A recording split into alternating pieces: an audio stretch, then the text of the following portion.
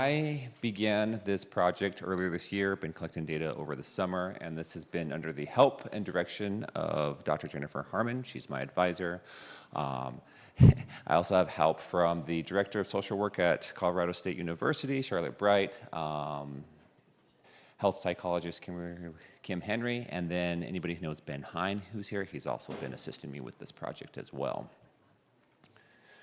So I'm going to begin talking about parental alienation, just for anybody who's missed out on the multiple talks that have already discussed this. It's just where there's this abusive, coercively controlling dynamic where one parent who tends to have more power or does have more power utilizes that to undermine the relationship that a child has with their parent, and this is done unjustifiably. It is estimated that upwards of 4 million children are moderately to severely alienated. To put that in perspective, in 2022, the CDC did an assessment of people with autism in the United States, and they found out that 3.8% of children at age 8 were diagnosed with autism. And that percentage rate is similar to what we see with people or children who are moderately to severely alienated. We see it at almost the same prevalence rate. So that should help put that in perspective. With alienation on the child, what we already know is that we see increased negative effect immediately in their life as well as long-term. This can be depression, anxiety, it can be oppositional defiant disorder, it makes sense, disrespect for authority, difficulty having jobs, difficulty forming relationships, as well as comorbidities with health.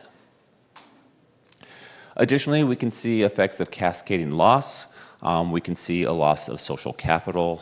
This could include things from extended family members that could provide resources, training, education, support, and so on. Whenever we look at severity of parental alienation, we generally look at this in two different forms of mild, moderate, and severe. So for a mildly alienated child, we tend to see that there's a subtle resistance towards the targeted parent. They may say some bad things about them. The child may feel uncomfortable whenever meeting with them during a custody exchange. But quickly, they're able to warm up to them and accept their parent. It doesn't take much. This tends to reflect the alienated parent's behaviors, and it's not always felt by the child. The child doesn't internalize it. They're generally just reacting to the preferred or the alienating parent. Usually we see this happening right before the custody exchange, where the parent will engage in alienating behaviors right before the visit. Next I have is moderate. This is a stronger negative perception. There's a greater resistance to meeting with the targeted parent. They, instead of following suit directly with their parent, they themselves will start to independently, actively criticize the targeted parent. We then begin to see such things as they borrow scenarios from the alienating parent about what is happening. This can even be exaggerations. It could even be memories that they couldn't possibly have. And then, of course, we see an increased lack of ambivalence. They begin to see the other parent as all bad, the preferred parent as all good. However, after some interactions, some times with the targeted parent, some facilitation, some education, they then, like with the mild, they begin to warm up to the targeted parent. So interventions are still quite effective one-on-one in these situations as well. The last and the saddest is the severe alienation. They have a complete rejection and absolute abhorrence of the targeted parent. They want nothing to do with them. They may see them as dangerous, unreliable, not dependable. They take great joy in actively criticizing them, demonizing them. They see them as completely evil, nothing good about them, all bad. This extends to extended family members. This can be grandparents, so the targeted parents, the cousins, the aunts, anybody that's associated with them, friends. If there's a teacher that supports that parent, they also become the enemy. Yes, the dog, thank you for sharing.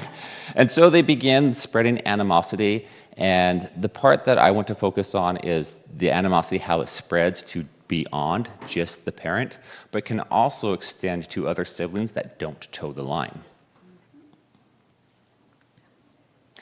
So what I'm looking at, and a term that I suppose I'm coining, it can change, this doesn't have to be set in stone, is inter-sibling alienation. And I see this as happening within the context of parental alienation. In family dynamics where we see this extreme loyalty conflict and this is being induced, this is where a child is being rejected or alienated by the other children in the family because they aren't conforming. They're not doing what the other children are. They still tend to have a positive relationship with the other parent, or they don't buy in to the alienation and manipulation that the targeting parent is engaging in. So some possible reasons that may explain this would, of course, be loyalty binds. They may potentially feel caught in the middle of both parents still. They may be triangulated. There can be feelings of betrayal. So some siblings may reject the other sibling because they feel that they're no longer on their side. I also predict that siblings may reject another sibling due to the influences, either actively or subliminally enacted by the alienating parent. And then that this may also be the belief that if they reject the other sibling or treat them poorly, maybe that will get that sibling to change their behavior and then join them in the alienation and attack of the targeted parent. So some theories that I think help dive into this a little bit more, I have up here is going to be social identity theory. Social identity theory just looks at how a child's identity is formed in relation to their family and to the parents. Children tend to be dependent on their parents. They tend to be reliant on them for their needs, for their resources, and they tend to model them. Additionally, with this type of social identity theory is that whenever you're in a family unit and you identify with them, you see this as your in-group, a group you're a part of. And anybody who is part of an out-group, we tend to see less like us, less desirable, and we tend to act more hostile towards. In addition to social identity theory, we look at what we call prototypes of the in-group or prototypicals. And these are individuals who exhibit the traits and the characteristics, this fuzzy concept of who is a good person of this group. For alienated children, they are aligned with the parent who is the alienated parent, and they receive rewards, they receive affirmations whenever they engage in certain behaviors. And so if there's a child who is not engaging in these behaviors, they no longer fit that prototype. They may be seen as the black sheep, they may be seen as the outgroup, they may be seen as the enemy. In addition to this, I'm also looking at the effect of enmeshment. So this is where their identity, their sense of self, then becomes mixed up and entangled with the alienating parent. They tend to lose, they can lose their sense of self, and they tend to think as their parent would think, and any child that doesn't fit within this enmeshment ideology can then be seen as adversarial to any children that are alienated.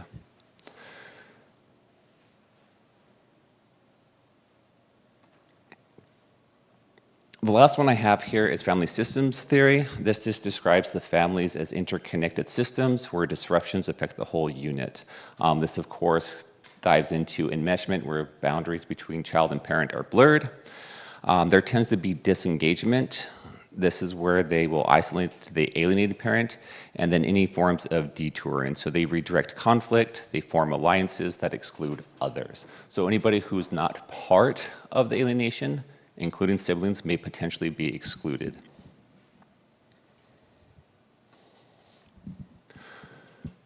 So parental alienation research primarily looks at direct relationships between parent and child, as well as parent and parent.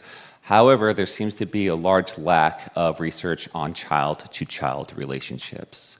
This is not systemic to parental alienation research. Research in general does not look at rejection of siblings. This can be in forms of divorce. That doesn't include parental alienation. This can be in forms whenever a child accepts a different ideology, such as in LGBT communities, where if the family is, to say, dogmatic religiously, and a child comes out as queer or LGBT or non-heteronormative, they tend to be rejected. Yet even in those fields, we don't see much work or research being done on why siblings are rejecting other siblings in these situations.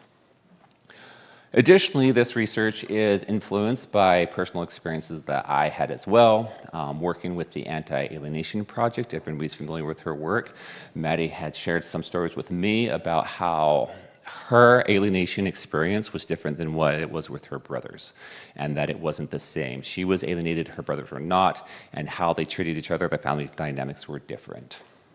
Additionally, there are some evidence of sibling rejection from appellate cases. These are situations where a judge had determined that alienation was occurring, and there was, of course, some change or order to custody, reunification. The alienating parent had to stop their behavior.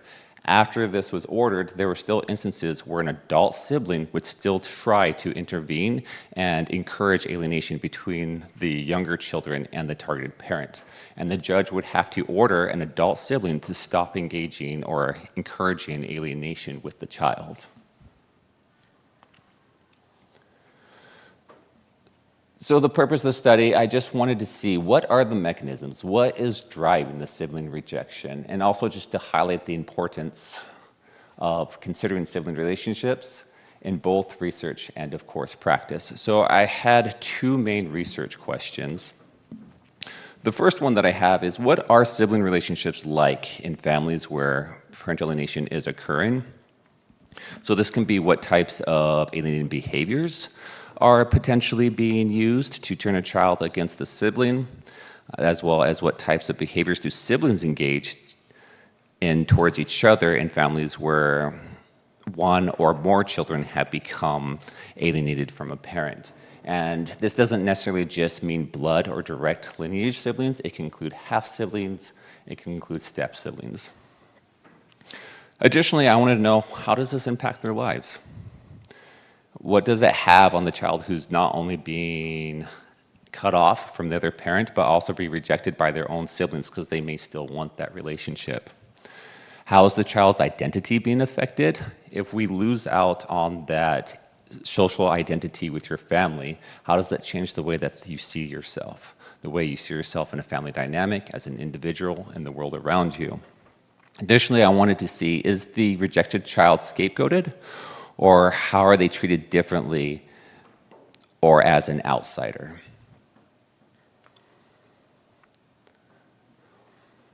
So for the study, I had to identify a sample and how I would get a hold or contact them.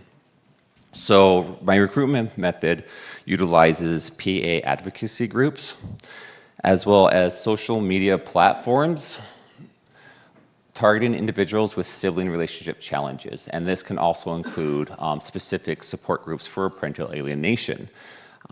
Lots of times we hear stories of child survivors, and I was interested in how they can contribute to this study. I wanted to make sure that we could reduce self-selection bias, so this study was advertised as how sibling relationships are affected by parental conflict. I did not use the term parental alienation.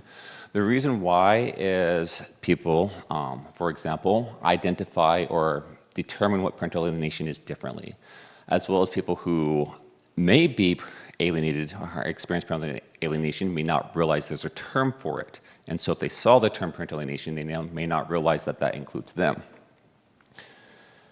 In addition, they would be required to complete a pre-screening questionnaire just to make sure that they met the criteria of this high conflict, having a sibling, experiencing parental alienation dynamics within their family. For feasibility and easy of IRB approval, I selected participants who were over the age of 18 and have experienced some type of alienating behaviors while they were a child, whether directed at themselves or directed at siblings, or both. They would also need to report a history of some type of high conflict custody dispute within the family. This wouldn't necessarily mean that there was a separation or divorce, but generally those are what we see in these type of families.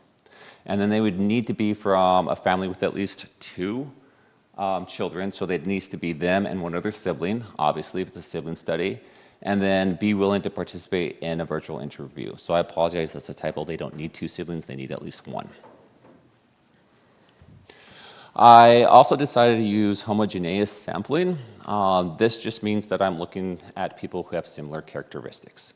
I don't need to know about people who aren't alienated. I don't need to know about their experiences. A follow-up study can definitely look at a comparison group, but right now, since there's not any work done on this, I needed to identify people who had these shared traits.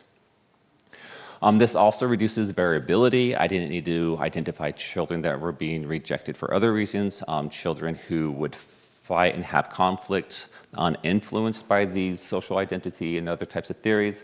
I was looking for these general trends among them to look at the characteristics. As well as this is going to support focused, a very strong analysis at the long-term impacts of this type of rejection. Additionally, I am using a referral process. So after they complete the pre-screener, as well as after they complete the in-person interview, I do invite them, if they're comfortable, if they would know of anybody who may benefit from the study, that the study may relate to, and then I ask them to do what we call snowball sampling, to go ahead and share the link to the survey with those individuals. That way we can find more people who fit the criteria. So for that pre-screener, I integrate 2 scales to assess parental alienation and the intersibling alienation. So this approach allows me to capture both the direct experiences as well as perceptions of sibling dynamics.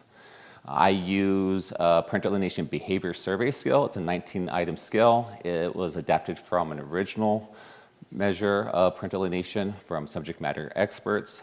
This I actually pulled from a study that was just recently talked about in the other room by Dr. Jennifer Harmon, so I used a lot of the same questions. This expanded to assess perceived parental alienation behaviors among siblings. So I would ask about if they felt or perceived or experienced alienating behaviors among themselves, and then did they also see or perceive this happening to a sibling. And this was just so that I can have that comprehensive view of how these behaviors are actually facilitating or potentially causing this family rejection. I also used the Baker Alienation Questionnaire for the child, and it's a self-report survey. It's a 15-item measure. It assesses alienating dynamics from the child's perspective. And this was developed by Baker and Eichler in 2016, and it has generally good acceptability, 0.73. I'm very happy with that number. Usually we shoot for a 0.8. The reason why that's a good number is whenever other studies utilize this scale in different populations, different parts of the world, that reliability can go up and change. So we see that not only is it good for people here in Western societies, we also see that it works well in other cultures and contexts as well. So I was very pleased with using that scale. And then this also evaluates the emotional and relational impacts of alienation on the child. So this combined approach, it just gives us more ways to attack this to validate our measures. It will help us get a broader understanding of parental alienation, sibling alienation, and it just increases the reliability of the study. Next, after they have completed the pre-screener, they are then invited, if they feel comfortable, to participate in about a 1-hour virtual interview. They do have the option to keep their camera off. They can use a fake name if they want to. They are allowed to not be recorded verbally if they don't want to, and I'll take notes instead. So far, every participant has agreed to be recorded and videotaped. Once the interview begins and after consent is given, the participants begin by sharing their experiences through what we call storytelling. Langmuir began the concept of storytelling in '89 about how we let them go ahead and start telling what's happening with them without too much control from the researcher.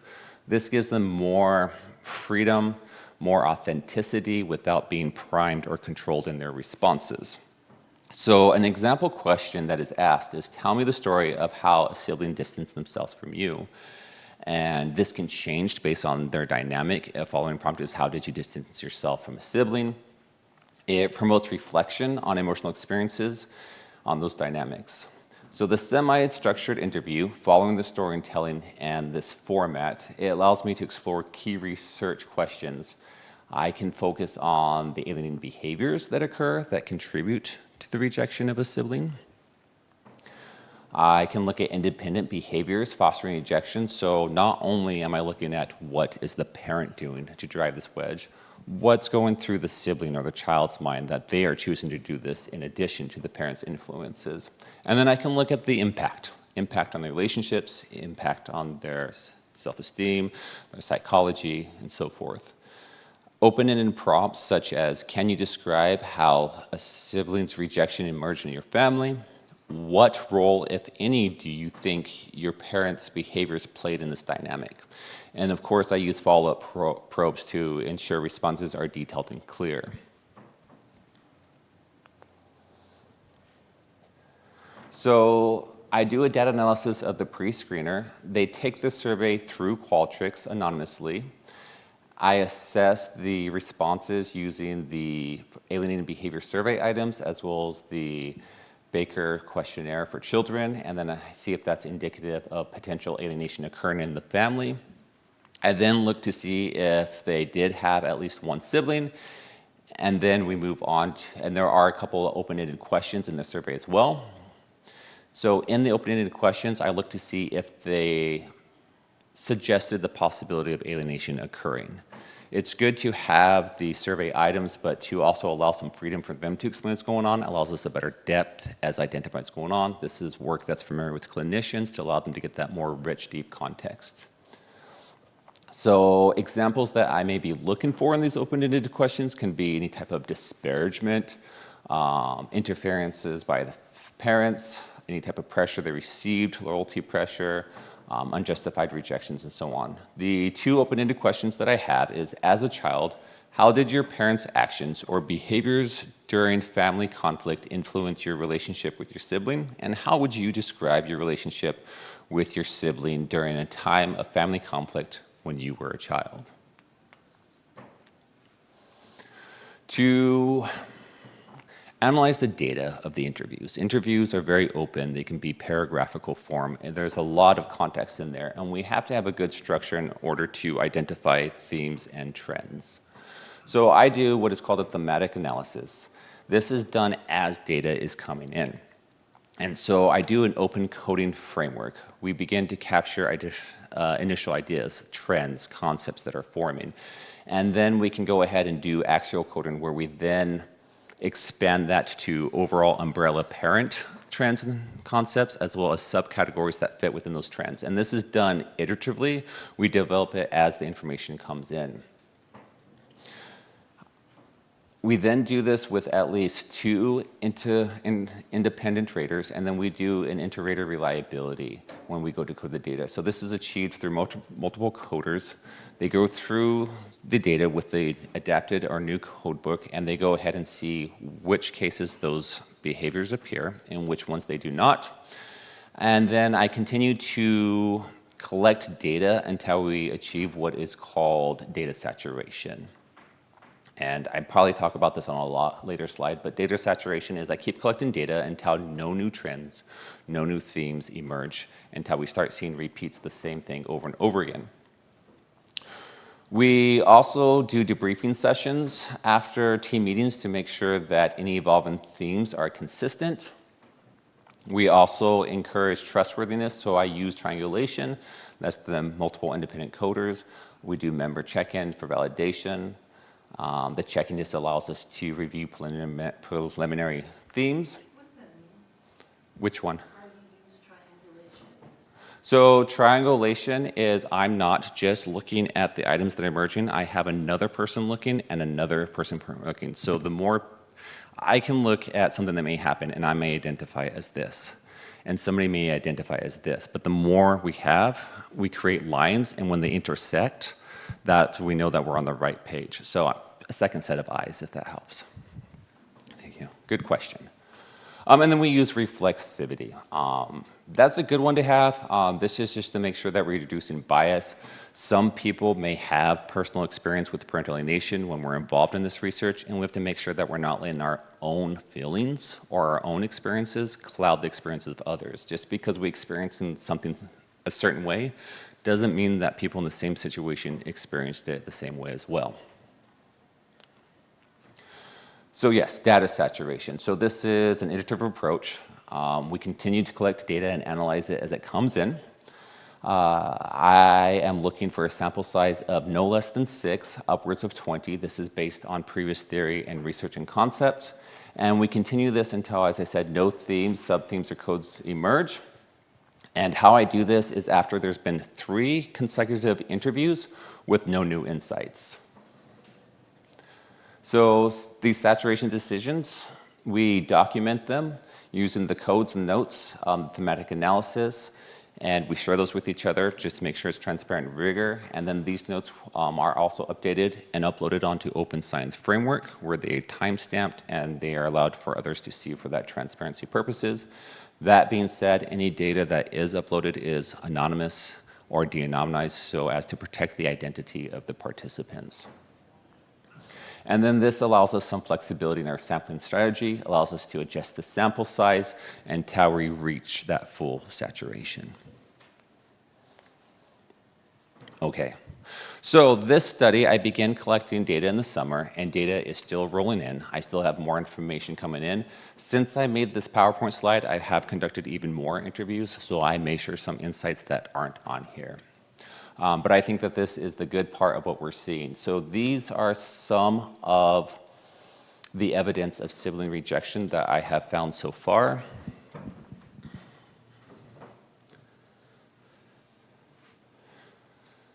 Just trying to make the screen bigger. One moment.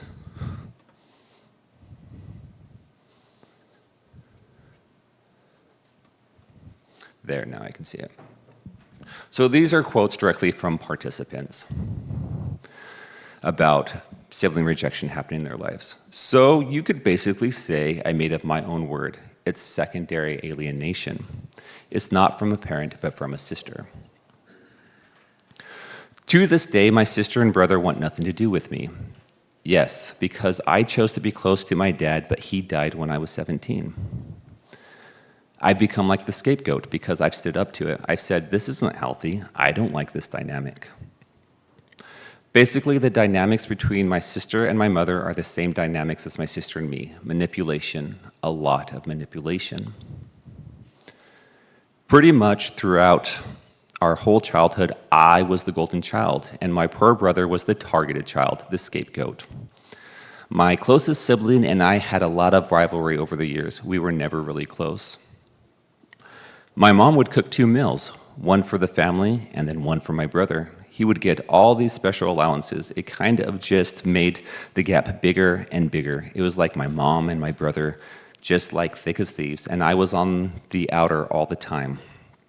I was picked on. I was constantly told I was my mom's favorite because I was the only one who still had a relationship with her. In addition to the rejection of the parent, I'm also seeing evidence of parentification of the child. Yeah, blah. Parentification is where an alien child is elevated to a status of confidant, adult, and they're treated like a second parent, sometimes even a spouse. Some of the evidence that I have from here, trigger warning, she was the eldest one after my mother left. She was completely treated like a surrogate spouse. She had to go to marriage guidance counseling with the father as well, which involved some very intimate conversations that shouldn't even have witness. That was completely inappropriate. My brother was the man of the house. I've heard the saying of an incestuous relationship with the mother, not sexually, but it was like he was the husband.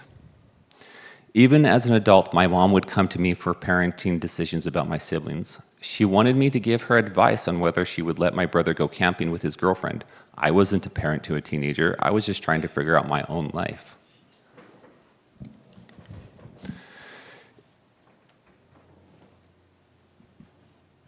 This one's a big one for me.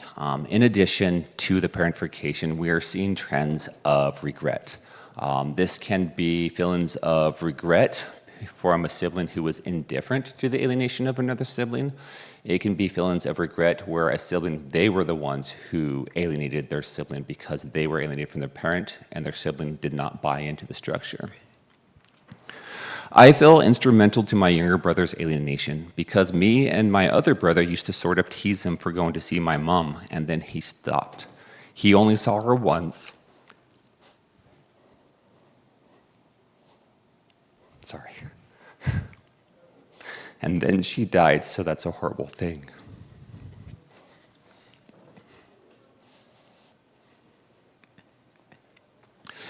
My brother never met my father because my sister made him afraid. Half a year later, he was dead. I just felt disgusted with that part of myself. I felt instrumental to that, even though I know as an adult it wasn't my fault because we were in this awful situation.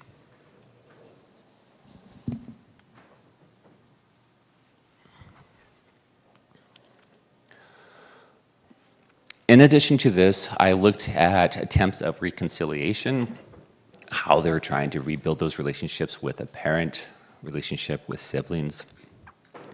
I reconnected with my mom in the hospital. I told my older sibling, "We don't know how long she has left. Are you open to connecting with her?" And he said, "I don't know, but I will because I want to punch her." He went to the hospital and his heart just melted because he was with his mom again. Me and my brother bonded a lot over caring for my mom when she was ill, and that went right through after she died as well. I had no self-esteem, but after I found out the lies, I met my father, it put everything together, and now I feel free. From the moment I met my father, everything changed. At the end, we had a very good relationship, but I only saw him twice before he died. I also consider the emotional impact that sibling alienation has had on these individuals while in the home, as well as long-term into adulthood. It made me feel like I was less than them, and ultimately that it made me really susceptible to abusive relationships, because when you believe that, you don't really expect better. I didn't really have a good idea of who I was until I estranged myself from them. It took separating from that dynamic to really see myself and gain self-confidence.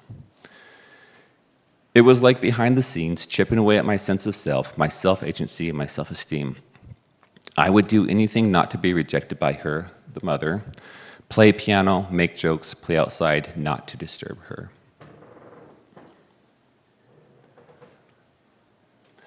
I wanted to know what advice they would give to others. This can include people who went through the same situation. It can include therapists, clinicians.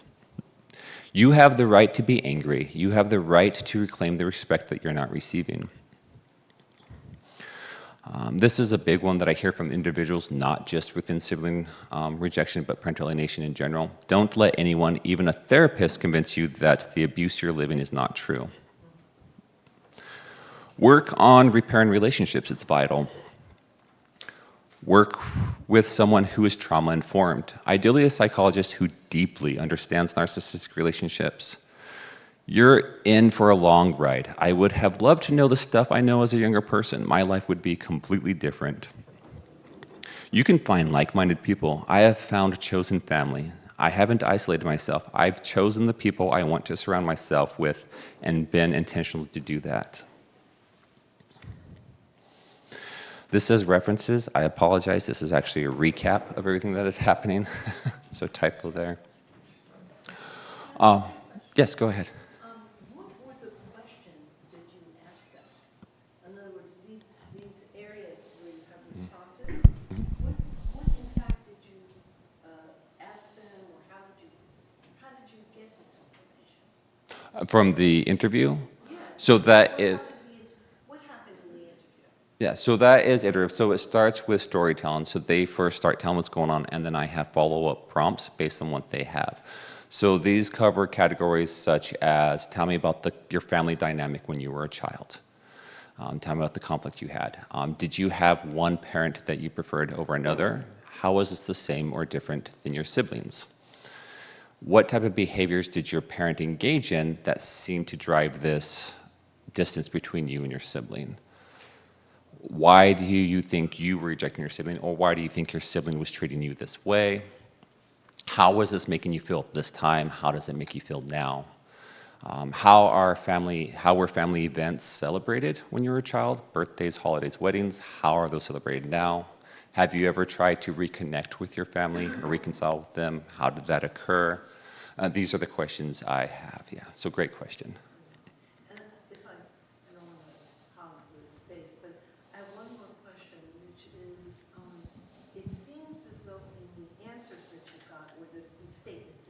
So those are direct quotes pulled from interviews. Yes. It sounds as though they're more concerned in terms of the regret category, that there's more statements about regret about missing out on a relationship with a parent. But what about the issue of regret in terms of the sibling rejection of each other? So the regret that we see is I was instrumental in my brother's alienation, so they have regret that they contributed to their brother rejecting the parent. So they feel bad that so some more details about this interview specifically is that them and their other brother end up reconciling with the parent, and they begin to form a healthy relationship. The younger brother, who liked the other parent, they teased and they harassed him till he no longer wanted anything to do with them. And now that the older siblings who were alienated and treated him poorly reconnected with their parent, that parent died. So the younger brother, who they drove away and alienated from the parent and from the family, no longer got to enjoy in that reconciliation, and so now they regret that decision. So the regret that I'm seeing is now that they're adults and they're looking back with hindsight, and they're trying to see both sides of the story. They kind of see like, oh, this was a bad thing that happened. I also feel bad if I was the alienator, that I caused this to happen to my sibling. So does that help answer your question? Thank you. So this study is still ongoing. I am still collecting data, so the interviews, the information is still coming in. So to not reference, but to recap,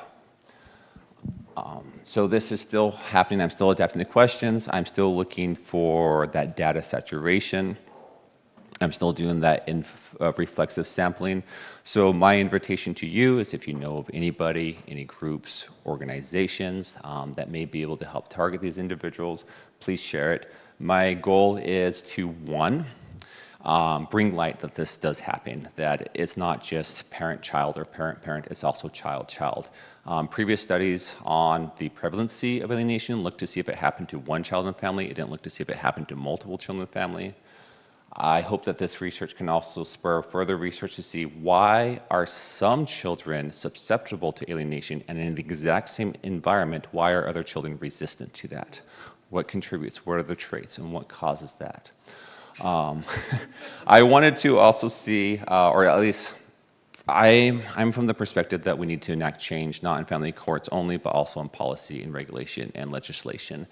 And if we can provide evidence that this is children and this is what happened to them and is happening to them, I feel that policymakers are going to be more open to hearing this and enacting that change as well. Another outcome that I want from this is that we need to let them know that they're not alone in these experiences, that other people share that with them. We can do co-mentorship to also help clinicians and therapists identify this and know how to treat that and help these individuals with this type of situation.